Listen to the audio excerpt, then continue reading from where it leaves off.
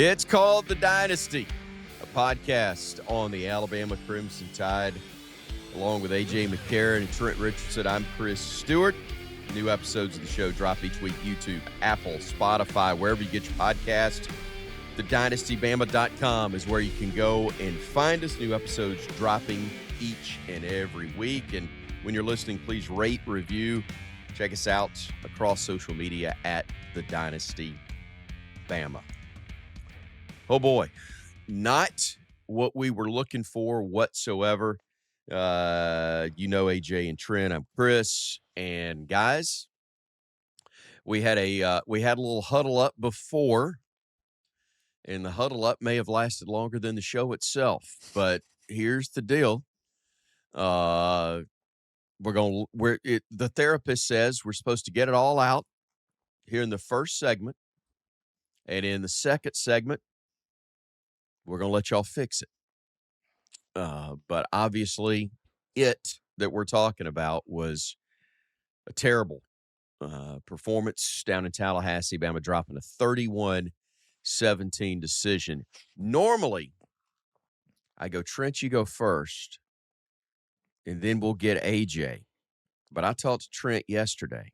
AJ, it may be better if you go first today, because your boy was cooking yesterday with some wisdom in addition to some passion. So we'll let you get the first swing at this pinata.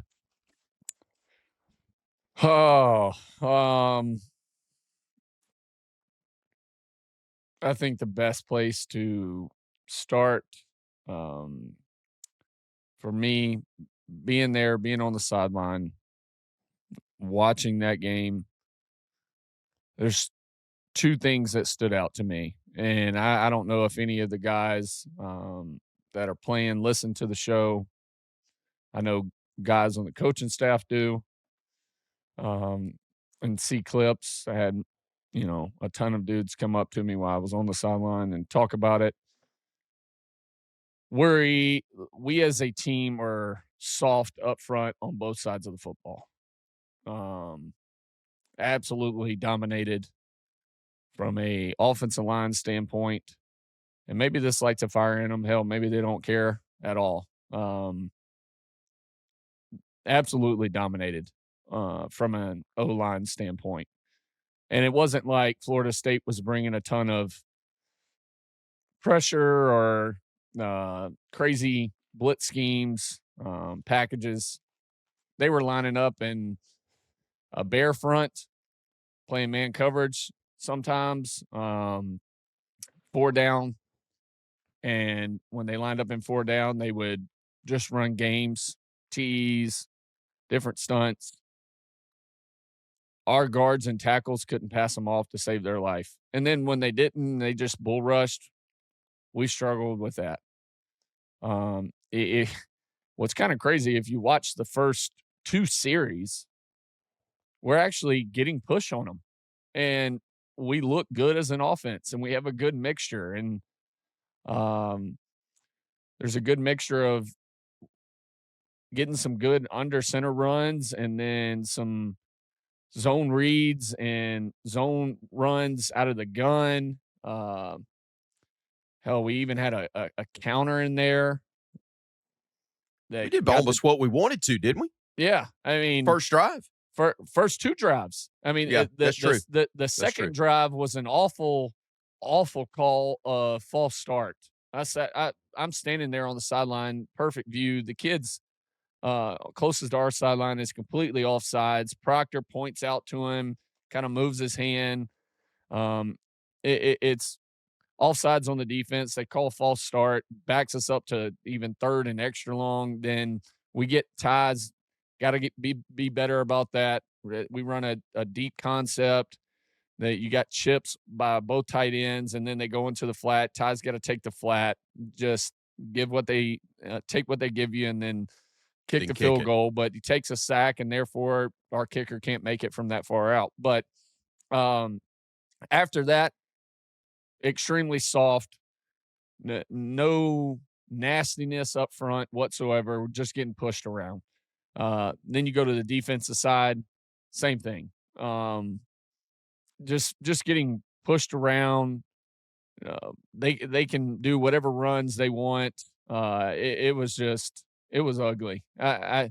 We went down. We talked about it before the show. We went down and scored on a long drive. I think 7 to 8 minute uh, drive right there. Our first possession, and we score, and the sideline's dead. It's just no like there's no excitement. It was weird. I just didn't understand it. Talking about when Bama scored or when Yeah. Florida State tied No, it? when Bama scored. I mean, it like there was a quick excitement, but it wasn't it was just dead. It wasn't like, "Hey, we're going out, we're proving something right here." Like Yeah. it was just, "Hey, or kickoff team," and then defense. Like there was just no excitement. It was such a weird vibe. Um and then especially when they go down and score quick on their first series, it comes to the sidelines and it's just like, well, I hope the offense saves us and then get some momentum back. It was almost like the defense just lost all confidence and faith, and like they had this mindset of like, oh no, they're just going to score at will. It was a weird deal. Um, but I just didn't see enough heart from guys on this team all the way across. We talked about it. I saw 3 guys compete on offense, um, and I thought it was you have to help me with his first name, but Riley, or his Kevin full Riley. Kevin Riley, at running back number 28 was an absolute dog. He should be playing more. Um, Bernard was an absolute dog. Dude competes. He doesn't talk. He just absolute dog. I love that kid.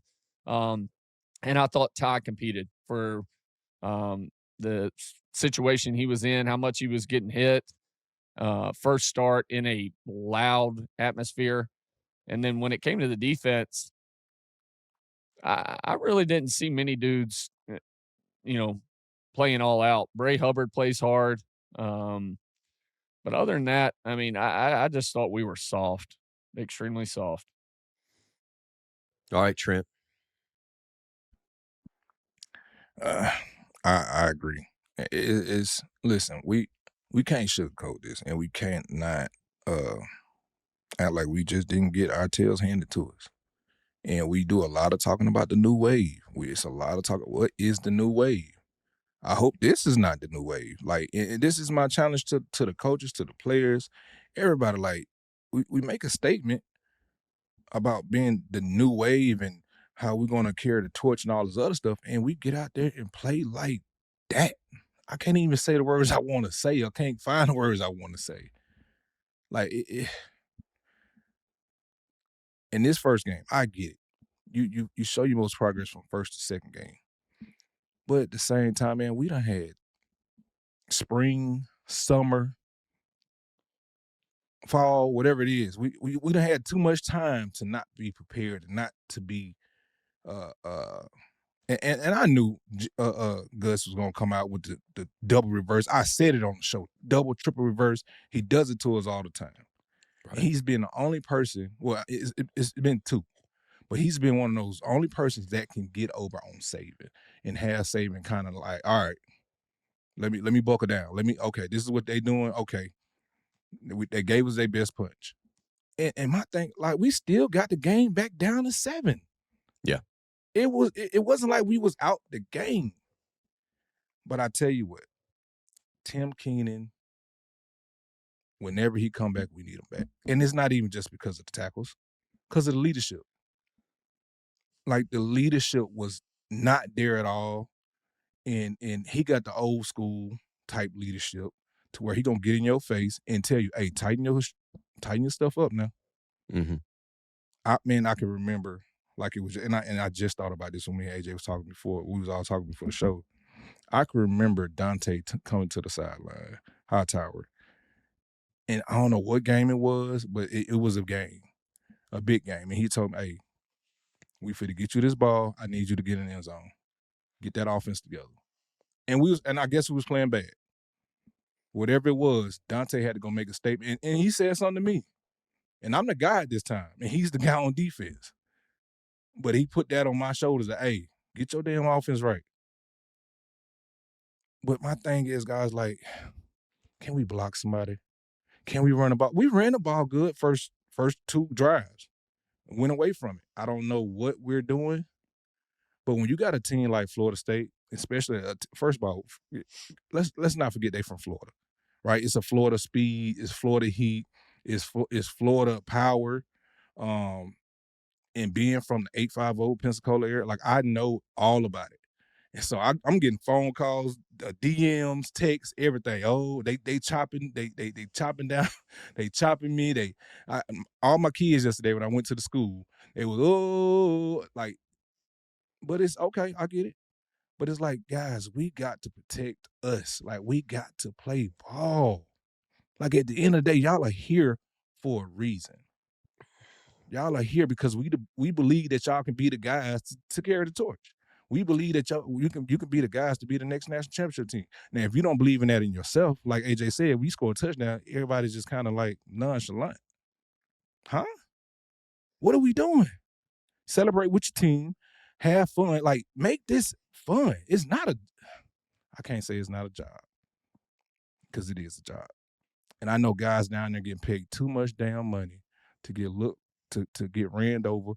I literally seen somebody, and I I literally seen a offensive line for Florida State rub their junk on somebody's head from Alabama while they was on the ground. Like he pancaked them and he rubbed his junk and just letting them know, like, hey, you finna get this all night. And they sent a message to us real early. And after that, I didn't see that guy no more. I ain't gonna call him out, but I ain't see that guy no more. You know who he is, turn the film on. I ain't see him no more. Did the television show with Coach DeBoer right after the game in the locker room. Game ends. He comes in, talks to the team. I was not in there for that. Still in the booth trying to get down to the field. But he talks to the team. He then talks to the media, and then he comes back into the locker room. We had an area set up where we do the TV show. He was not happy. You know, we talk about one of the strengths for Kalen DeBoer is an even keel guy, and he was, but he was not happy. You could tell, and really disappointed with what he saw. And one of the things that he said on air that I believe is clearly a concern for him and a concern for everybody that cares is when he made the statement. We had guys back from last year who, when things started to go the wrong way,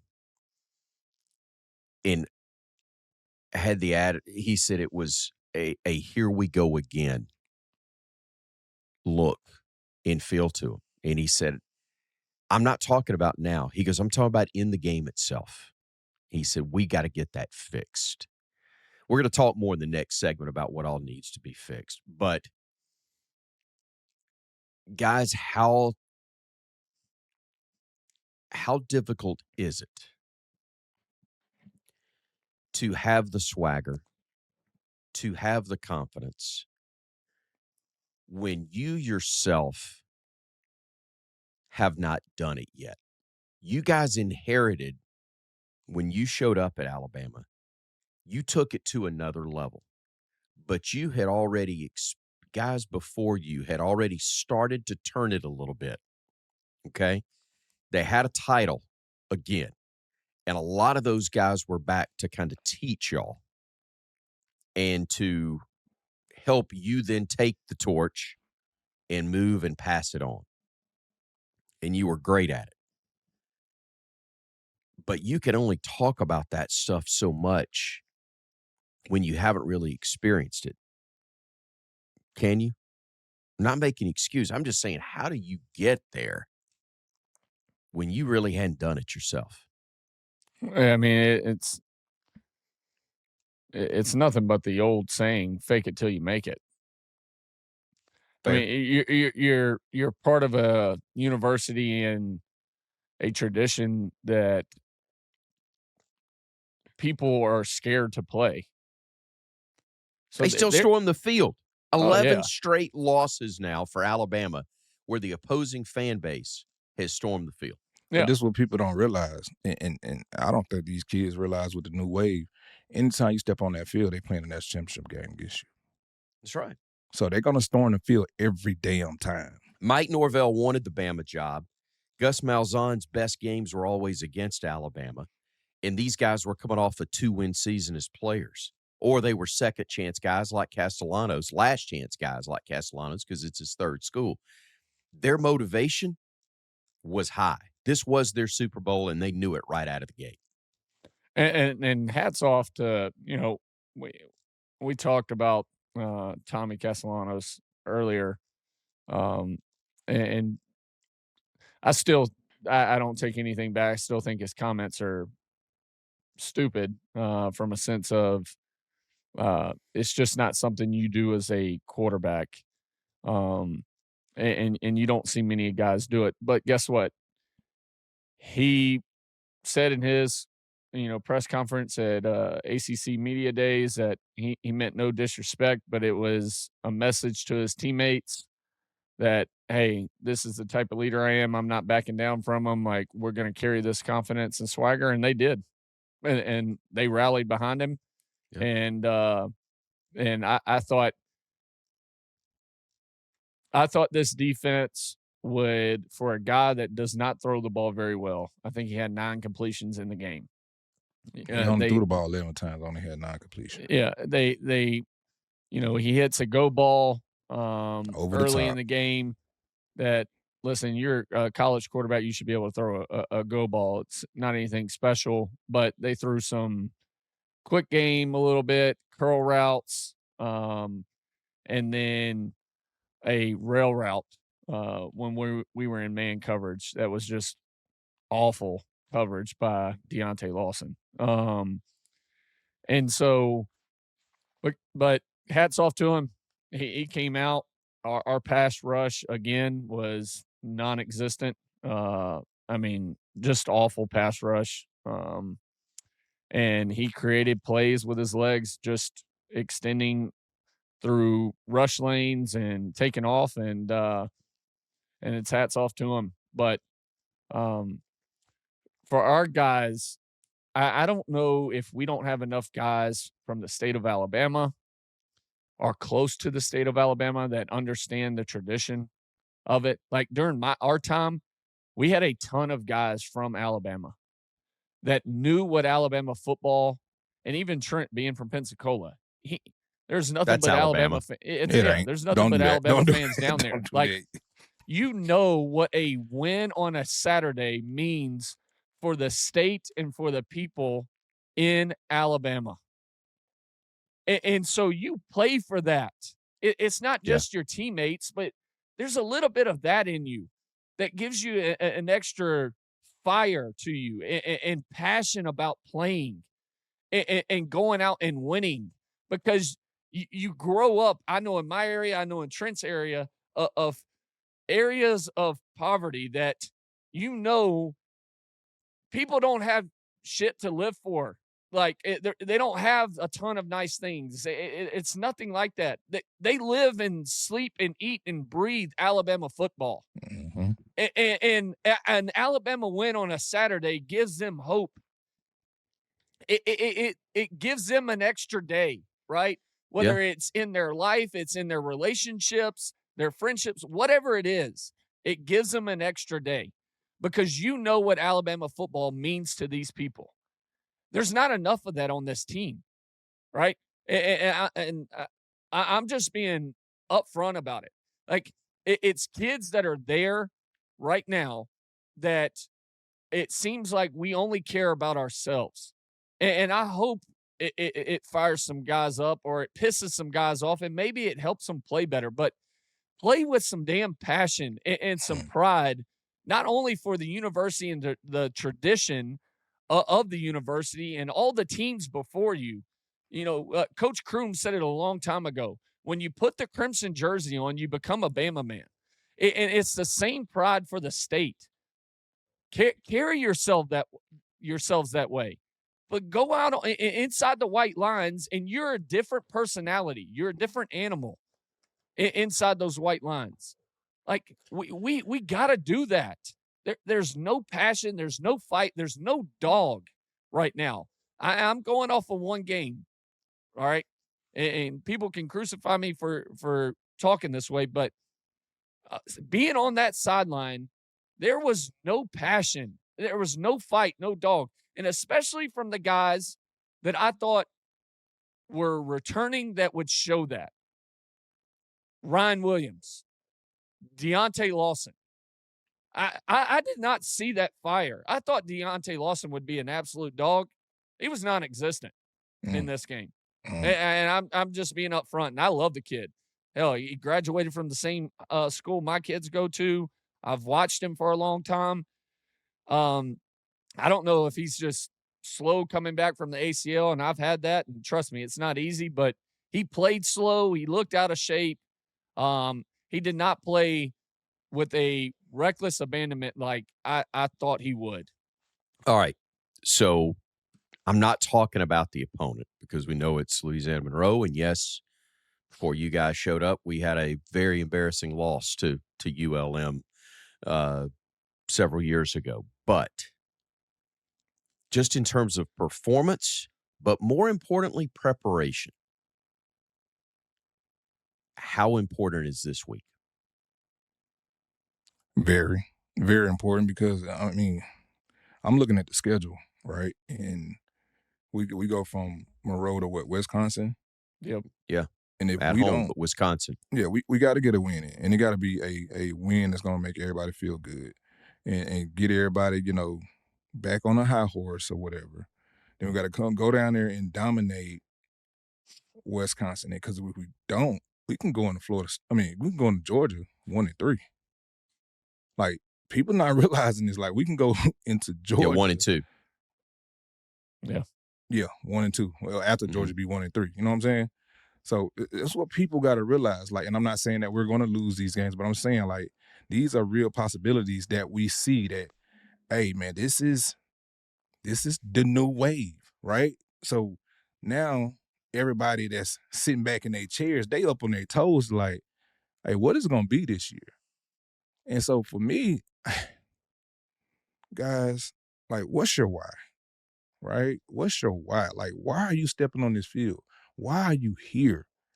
Why are we doing this? Like, if we can't find out why, and I used to think crazy when I was out on the field. So I had kids in high school. I had 2 daughters in high school. So I used to think, hey, if I don't get this, somebody's taking my daughter away. If I don't get this, my mama don't eat. If I don't get this, my brothers are getting held up. Like, this is just my mindset. So every time I ran a ball, it was gonna be me and you, and I'm not gonna let you take any food off my family plate. Period. So going back to Louisiana Monroe, it's not about them. Hell, it wasn't about Florida State. It was about what we prepared and came out there like. Yeah.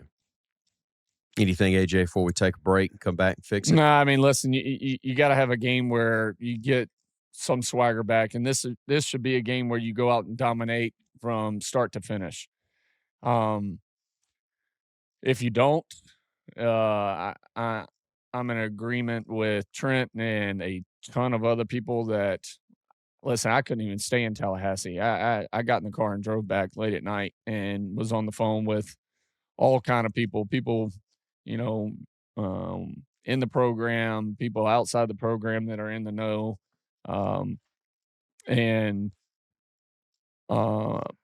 If you don't get some of this swagger back and confidence for sure, it's going to be a long year. And you got to have this. You got to have a game where you get that back. All right, we're going to talk about things that will allow Bama to get the swagger back. What specifically needs to be fixed? We've gotten most of the stuff off our chest, and now we'll get into what needs to be done to get it right, not just for next week, for the rest of the season. It's called The Dynasty, a podcast on the Alabama Crimson Tide. We'll continue right after this. Breakfast might be the most important choice you make all day. That's because with Wendy's 2 for $3 breakfast, you can mix and match your very own perfect pairing of our delicious morning favorites. With this breakfast deal, the choice is all yours, not someone else's. And isn't that how it should be? It's your breakfast, after all, not Martha's. She can pick her own breakfast. This one's all for you, no matter what you choose, from our sausage biscuit with that grilled breakfast sausage, or the egg and cheese biscuit with fresh cracked grade A egg and melty American cheese on a fluffy buttermilk biscuit, a small size of perfectly seasoned potatoes, or a medium hot coffee to power through the morning. All you got to do is pick your ideal morning pair. You really can't lose because you're the one calling the shots. The choice is all yours. Wake up to Wendy's 2 for $3 breakfast just the way you want it. Limited time only during breakfast hours. U.S. price and participation may vary. No substitutions, not valid in a combo. Single item at regular price. We're back on The Dynasty. It's a podcast on the Alabama Crimson Tide. You find us on all your different platforms, Apple, YouTube, Spotify, wherever you get your podcast. It's thedynastybama.com. Also at The Dynasty Bama is where you can check us out on social media. Hope you'll check us out, rate us, and share with your friends as well. The first segment was the therapist segment. We got everything off our chest. Now we're in the next phase of therapy. This is where you try to fix the problem.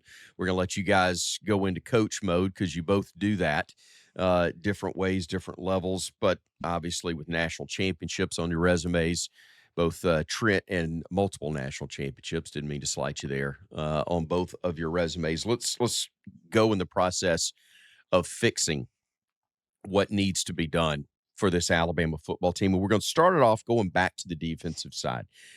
Diego Pavia, Jackson Arnold, now Tommy Castellanos. What is it about the mobile quarterbacks that have given the Bama defenses, that are giving the Bama defenses the type of trouble that they've given? Whichever one of you wants to fire first on that one. Hell, I don't know, because, I mean, two of those three guys you named, in Castellanos and Jackson Arnold, don't throw the ball great. Yeah.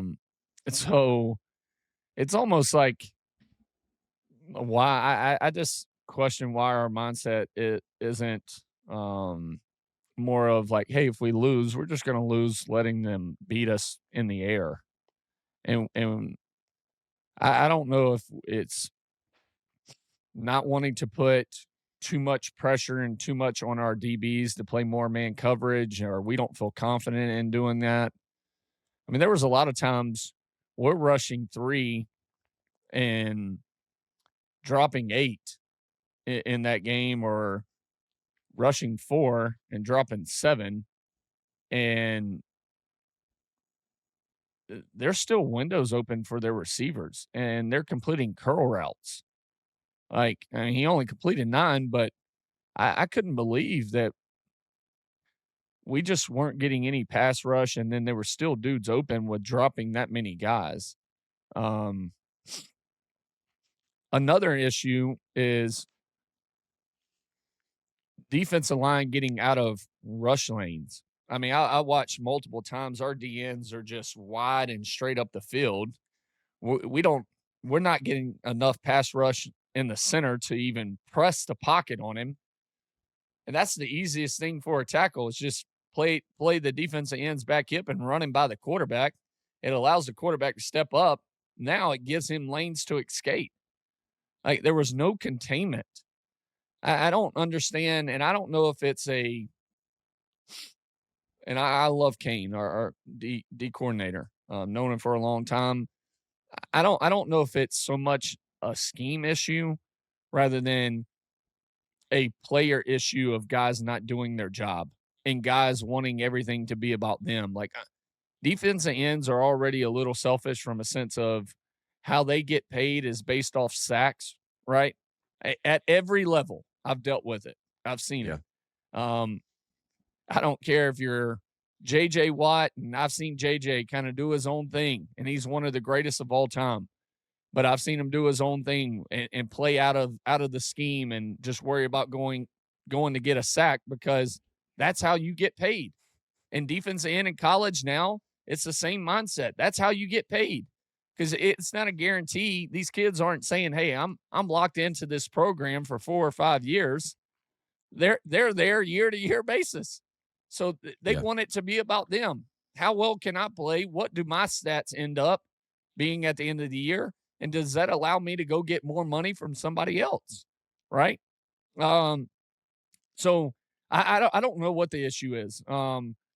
But it's our kryptonite, and I tell you what, we've had some trouble with it. And the issue is, for me, going longer into this season, you're going to see more of those guys. Yeah. I mean, Gunnar Stockton can run.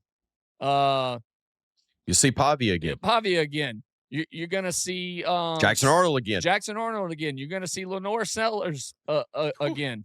I mean, that's 4 dudes right there that, and Lenore's is probably the best thrower out of all of them. I mean, that's 4 dudes that could possibly really cause you issues. Trent, before we go with your thoughts on that, I think too, something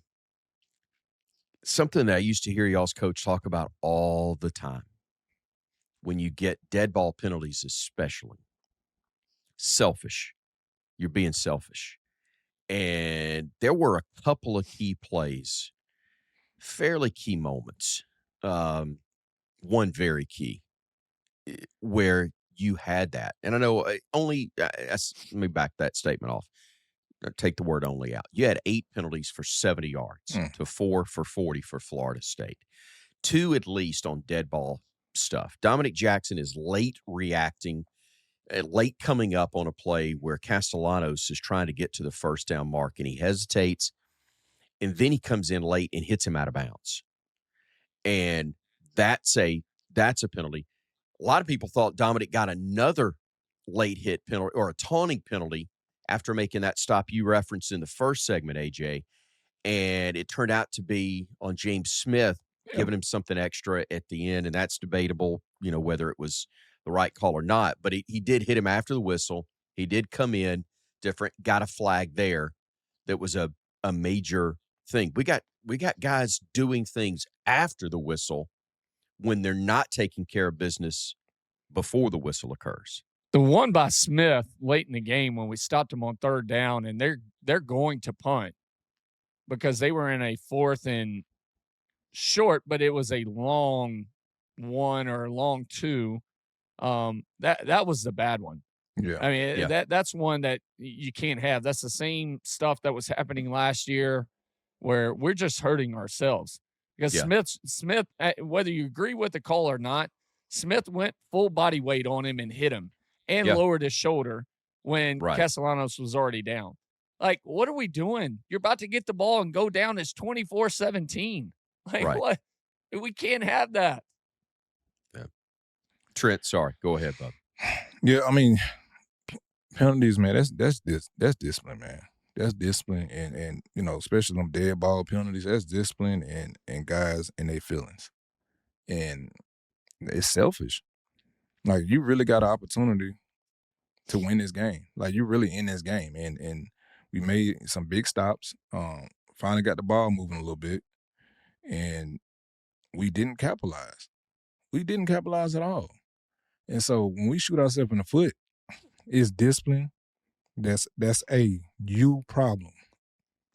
That's a you problem. And they're going to have to fix that. They're going to have to nip that in the bud, because if not, it's going to be happening all season. And so you're talking about 70 yards in penalties, big 70 yards in penalties in critical moments. It ain't like it's just a offsides or even the one pass interference at the I don't know, was that the middle of the game or was it the beginning? It was one. No, it was on their FSU's first drive by Damani Jackson. Yeah, they threw it down the middle. We broke it up, and they called holding on our sideline on Jackson. It just, man, listen, we got to get discipline, man. We got to have the want to be a great team, not a good team. Anybody can be a good ball team, But to be great and elite is different. So, and that comes all with it. And I ain't just talking about talent. Like the discipline that's on the other side of it is like, don't get a taunting call. Don't get a personal foul. Let's not. When you talk about personal foul, that's personal. It's personal. That's a you problem. So I don't know, man. But just to go back on your question with the defense, what can we got to tackle? We got to tackle. And I'm gonna keep saying this, man. We got to have some leadership on that defense, man. I know Tim is out, but who's gonna Yeah. be the guy to say that? Hey, bro, this is not us. Like this is not what we came here to do. We can tackle. That's why you got signed. We can rush the passer. Like we got to be able to rush the passer. Like what AJ said. Like it's no way this man go and throw the ball 14 times and somebody catch it 9 times, and he only had 152 yards in passing, but they had 4 rushing touchdowns. They had 4 rushing touchdowns. And when it come down to it, they had, 230 yards rushing, 6.1 a carry, 20 first downs. We was bad on third down. They was better than us on third. No, they was better than us on third down. They was 5 for 12. We was 6 for 17. Fourth down, they went 2 for 2 on fourth down. We went 2 for 5.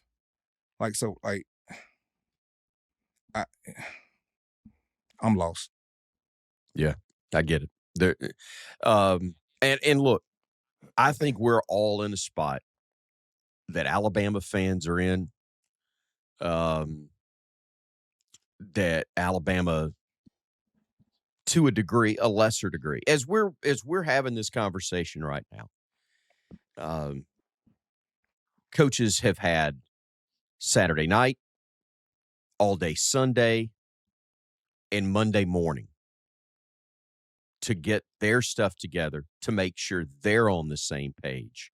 They've already met with the team once. They go back on the practice field again today, and they go to the work. So we're dealing with some stuff still that they've, to a degree, moved on from.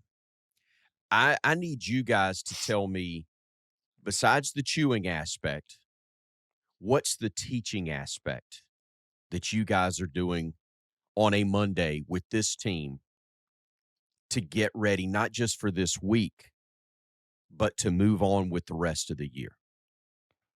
Well, it's a copycat league, whether you're in college or pro, to where as an offensive standpoint, if a team 1 week sees that you can't pick up games and stunts by rushing forward, what do you think you're going to see the following week?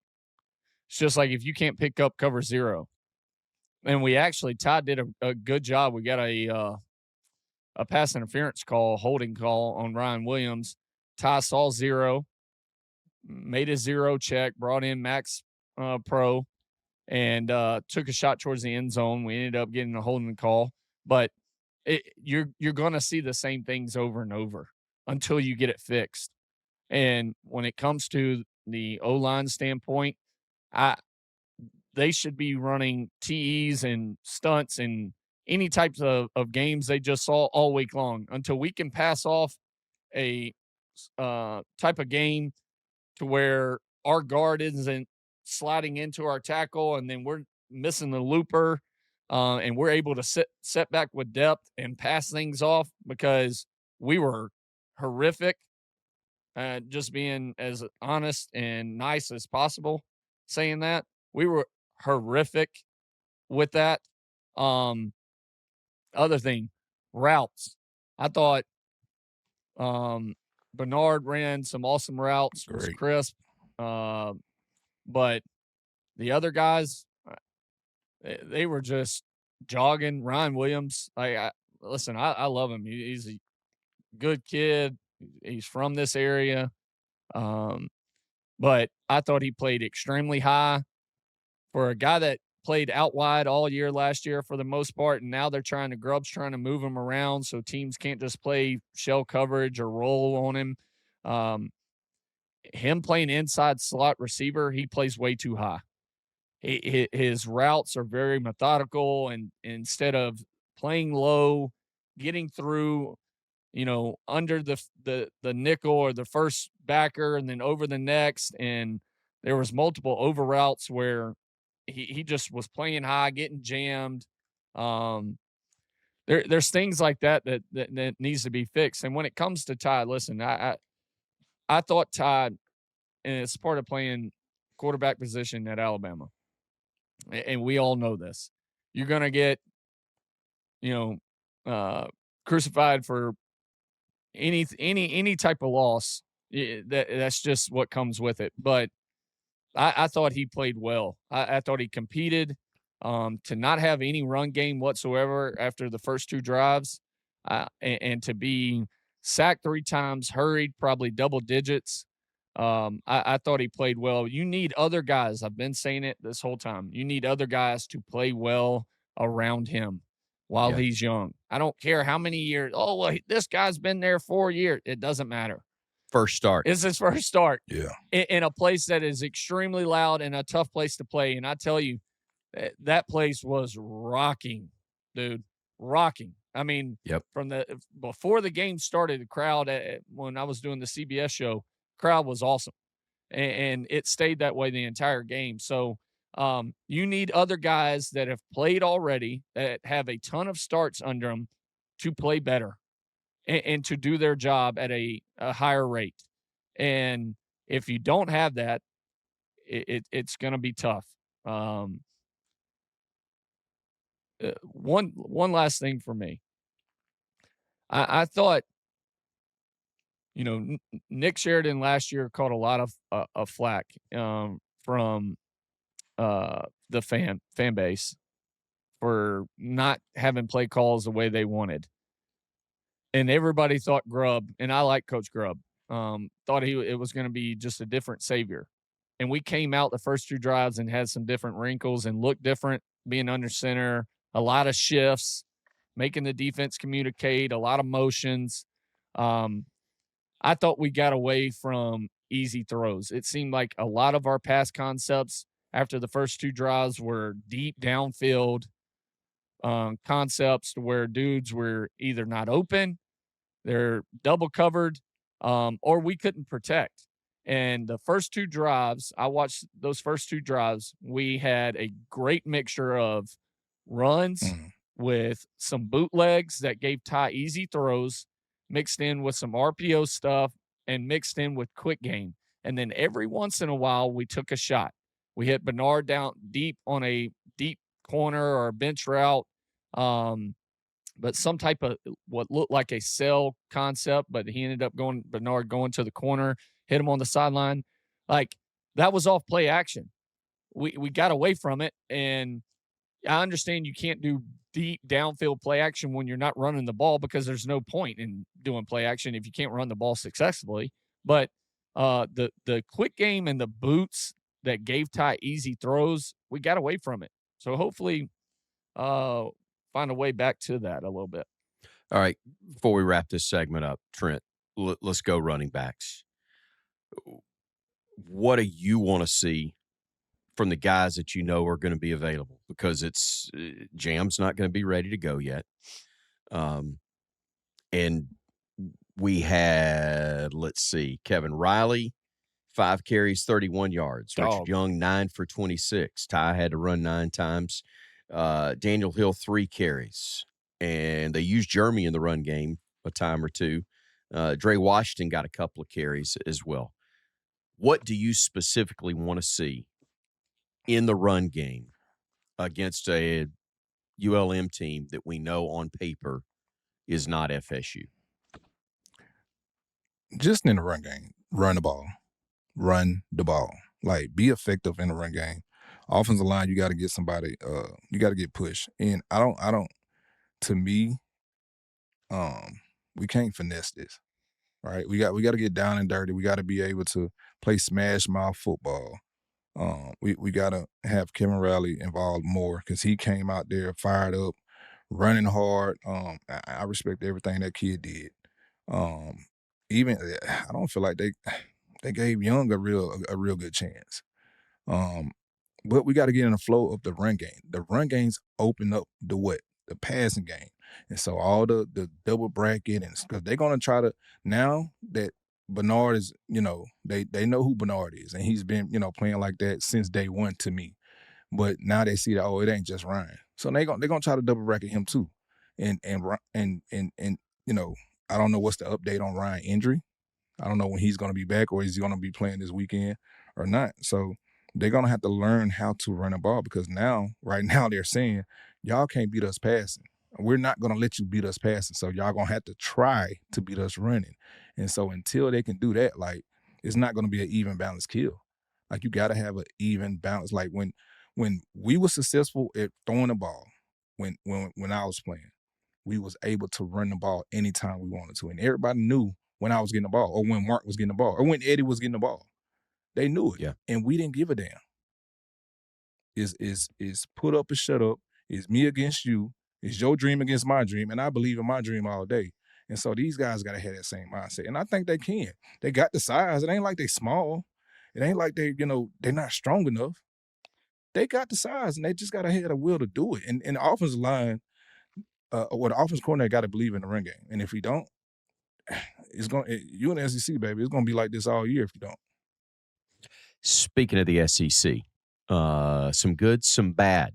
And is the ACC the Pac-12 of 2 years ago? We'll find out from Trent and AJ and discuss more, including a bit more on Bama and where we go from here when we return on the Dynasty, a podcast on the Alabama Crimson Tide. All right, guys, last segment this week here on the Dynasty, a podcast on the Alabama Crimson Tide. It's time for our Week 2 must-watch games of the week, brought to you by Wonder Fan. That's the app that pays you to be a fan. That's a pretty good deal for us. The app is absolutely free to use. You get rewards for doing things you already love doing, like going to games, watching live sports on TV, and participating in contests. Trent, what were you doing this weekend besides Bama? Watching some games, I know. Man, I was definitely racking up points all weekend long, man. Watching Alabama, watching LSU, watching Clemson, watching the game of Miami and Notre Dame. So, man, listen, it pays to be a fan nowadays. And you got a good hat that they're going to send me so I can wear that one. I appreciate them, but sales, get me one like Trent's, and I'm going to wear that one. All right, just kidding, sales. Appreciate you guys. With the Tide coming back home to kick off that home slate this weekend, we do want to remind you that anyone using Wonder Fan's Attend to Earn feature at Saban Field at Bryant-Denny Stadium is going to earn double points or Wonder all season long. You can get paid to go to the game. But outside of that game, what are you going to be watching in Week 2? For me, it's Ole Miss at Kentucky. This Austin Simmons kid, quarterback for Ole Miss, can make every throw on the field. He's a very exciting player to watch. Ole Miss put up a ton of points in his first start, so looking forward to the first SEC in-conference game of the year to start off with a banger. All right, Trent, how about you? Man, I want to go with the Michigan and Oklahoma game. I definitely want to see both of the especially the young quarterback at Michigan. It's going to be a big game. It's going to be an SEC game for him, and it's going to be one of those games to where it's going to probably fall on the quarterback, who has the better play. So I can't wait to see that game, and I'm very excited about it. Again, you get double points when you use Wonder Fan's Watch to Earn feature for any of our must-watch games of the week. Ole Miss, Kentucky, Michigan, Oklahoma. And again, if you're coming out to Saban Field at Bryant-Denny Stadium cheering on the Tide, you're going to get double points by using that Attend to Earn feature. So if you're ready to start getting paid to be a fan, visit wonderfan.com or search WonderFan in the Apple or Android App Store to download the app. WonderFan, where it pays to be a fan. All right, guys. Misery loves company. So let's talk Texas for a moment. Yeah, Bama disappointed and concerned going forward after the loss to FSU and Tallahassee. The much hyped matchup between Texas and Ohio State, but also the much hyped Arch Manning. Mercy. That was not the best of debuts. In fairness, Ohio State is terrific defensively, but Arch Manning, AJ, a rough start to say the least. Oh yeah, for sure. Listen, I mean, I feel bad for Arch. The hype is just set at such a high level to where I don't know if the kid can ever live up to it. And with the day and age we live in and social media, they already had the memes coming out, hell, at halftime against him and um, talking about he was adopted and all kind of crazy stuff. Uh, it's his first start. It's just like or his first big time start of a full season ahead. But um, I mean, it should bring some calm to Alabama fans. The kid Ty Simpson in his first start played pretty well compared to Arch in his first big start. So I think Arch had 56 yards going into the passing going into the fourth quarter. And Matt Patricia, the new defense coordinator for Ohio State, made a ton of different looks, confused him. He looked confused a bunch during the game, throwing off his back foot, kind of holding the ball too long. But um, listen, the kid will be better. Both of those teams are for real. They both got really good defenses. So I just hate it for the kid because the media has built his hype up so high. I just don't know how you can be successful with it. Hey, Trent, wrapping it up real quick. Is the ACC going to be the Pac-12 of a couple of years ago where everybody's shoveling dirt on them and they have a really good year besides just, Clemson, I know gets beat, but I still think Clemson's going to be really good. But the rest of the league looked pretty good, I thought, this weekend of the top half teams. Yeah, I was pretty impressed with the ACC this weekend. I don't know will they beat the Pac-12, but I think they got their tops are heavy right now. I don't know about their bottoms. I didn't get to watch too much of it. I know even their fans didn't. Don't worry about it. But I think their top is pretty heavy right now when you're talking about the Clemson. Clemson didn't play bad, y'all. Clemson had a great game, and that was two ball teams that was going at it, man. So when we talking about Miami last night, Miami did a great job. And so watching the ACC right now, man, I'm excited about the ACC. Even looking at Florida State, like I said Saturday when I was watching the game, this is the most electric fine offense I've seen out of Florida State since Peter Ward. All right, guys, we survived it. We got through it. I feel better. We'll continue to take our medication and continue to. We got the therapist on speed dial if we need it, but we got through the show. We're still intact, and looking forward to next week and hopefully talking about what allowed Alabama to turn things around again, not just to win, but playing better and looking better in the process. Today's episode of The Dynasty, a podcast on the Alabama Crimson Tide, wraps up. Don't forget thedynastybama.com is where you'll find us on YouTube, Apple, Spotify, and at The Dynasty Bama, where you can find us on social media. For AJ, for Trent, I'm Chris. Thanks for joining us. Roll Tide, folks.